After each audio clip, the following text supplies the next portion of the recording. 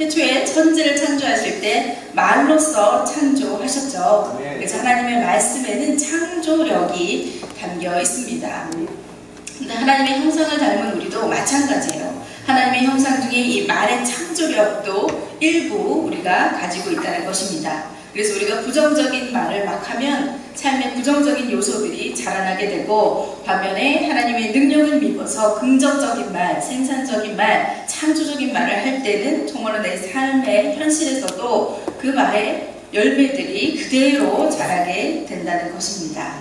구약성경에 너희 말이 내 귀에 들린 대로 내가 너희에게 행하겠다 말씀하셨고, 신약에는 그 말하는 것이 이룰 줄 알고 마음에 의심하지 아니하면 그대로 되리라고 얘기하고 있습니다. 이게 무슨 말씀입니까? 말에는 힘이 있다는 거죠. 권세, 파워가 있다는 것입니다. 그래서 우리 언어 이 자체에도 힘이 담겨 있다는 거예요. 일본의 파동학자 에모도 마사로가 물은 답을 알고 있다 책을 냈는데, 예전에 나온 책이라 다 아실 거예요 아마.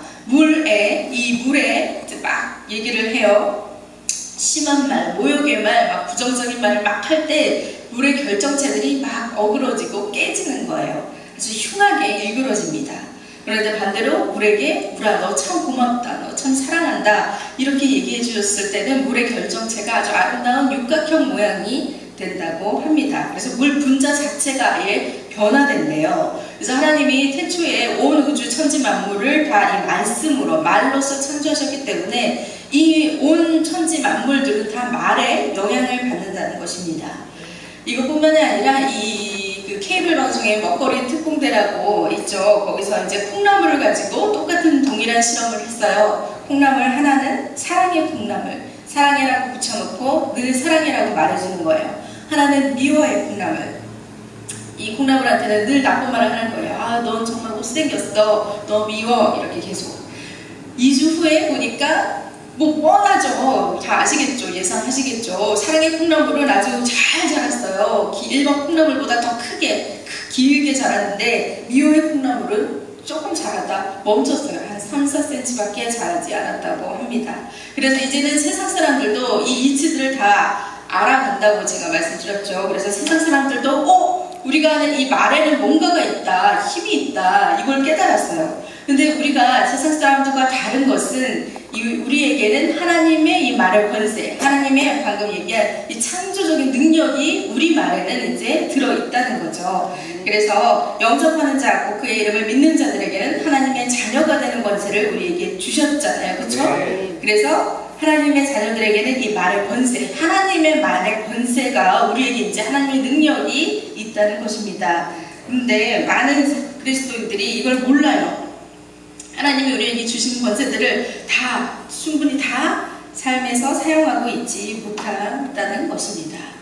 여러분 생각해 보세요. 대통령이 이제 당선이 되잖아요. 그래서 대통령 취임을 하고 나면 그 순간 대통령으로서의 권세가 주어지는 것입니다. 그래서 우리가 예수님 믿을 때, 영접할 때 우리는 예수님의 하나님의 자녀가 되는 권세, 그래서 하나님의 모든 능력들을 사용할 수 있는 권세가 우리에게 주어졌다는 것입니다.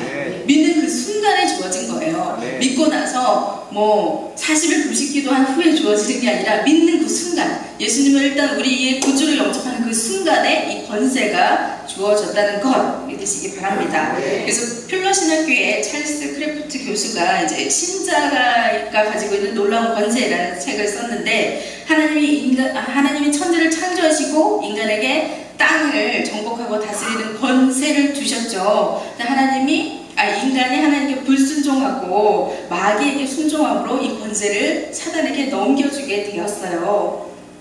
그래서 마귀가 예수님께도, 예수님이 우리처럼 이 땅에 육신을 입고 오셨을 때 내게 절하라, 그럼 내가 권세를 주겠다고 얘기할 수 있었던 것도 자기가 인간을 통해 권세를 넘겨받았기 때문에 이렇게 당당하게 큰소리칠 수 있었던 것입니다. 근데 이것을 바꿔주신 분이 예수님이죠. 예수님이 십자가에서 마귀의 권세를 부수셨어요. 그래서 그 권세를 다시 빼앗아서 우리에게 다시 되돌려 주셨다는 것입니다. 그래서 우리는 이 크래프트 교수가 말하는 것처럼 신자가 소유한 놀라운 권세, 우리에게는 이 놀라운 권세가 다시 주어졌어요. 이걸 쓰지 않고 있을 뿐이죠. 사용하고 있지 않을 뿐입니다. 그럼 사용해야 되겠죠. 당신의 말이 기적을 만든다라는 책을 쓴 박필 목사님이라는 분도 이렇게 얘기를 해요. 권세를 알고 기도하는 사람과 권세를 모르고 기도하는 사람의 차이는 태양과 촛불만큼 큰 차이가 있다라고 얘기했습니다. 그래서 우리에게 권세가 있음을 믿으시기 바랍니다. 예수님이 말씀하셨던 것처럼 하나님이 태초에 천지를 말씀으로 창조하셨던 것처럼 우리 말에도 그 창조의 권세가 있다는 것입니다. 자, 근데 이 권세를 잘 사용해야 할 것은 우리가 읽은 말씀에도 죽고 사는 것이 혀의 권세에 달렸나니 혀를 쓰기 좋아하는 자는 그 열매를 맺으리라 먹으리라. 야고보서 3장 6절 말씀도 혀는 곧 불이요 불의의 세계라. 혀는 우리 지체 중에서 온몸을 더럽히고 삶의 수레바퀴를 불사르나니 그 사라는 것이 지옥불에서 나느니라. 혀는 능히 길들일 사람이 없나니 쉬지 아니하는 악이요 죽이는 독이 가득한 것이라. 혀를 잘못 사용할 때는 이렇게 엄청난 끔찍한 일도 벌어질 수 있다는 것을 얘기하고 있는 것입니다. 그래서 말은 부메랑이에요. 나에게 언젠가 다시 돌아온다는 것을 기억하셔야 돼요. 제가 생각을 얘기할 때 그 사람을 축복하는 생각을 해라. 미워하는 생각, 저 사람은 안 됐으면 좋겠어, 저 사람이 잘 되지 않았으면 좋겠어 하지 말라. 이것이 나에게 돌아온다. 제가 말씀드렸던 것처럼 우리 입 밖에 나가는 말도 마찬가지입니다. 이웃에게 나쁜 영향을 미칠 뿐 아니라 그것이 언젠가 나에게 되돌아온다는 것을 기억하시고 이 말의 능력들을 잘 관리하고 다스리시는 여러분들이 되시기를 바랍니다. 그래서 우리가 항상 성령님한테만 민감하다면 성령님이 너희가 말할 바를 다 알려주시겠다고 말씀하셨죠. 그래서 성령님께 민감하고 성령님을 의지해서 살아간다면 이 말의 실수도 조금이라도 줄일 수가 있을 거예요. 그래서 이 말로 내가 사람을 살릴 수도 있고 이 물질들도 말로써 아름답게 변해가잖아요. 그래서 내가 항상 창조적인 말, 아름다운 말, 축복의 말을 하는 여러분들이 되시기를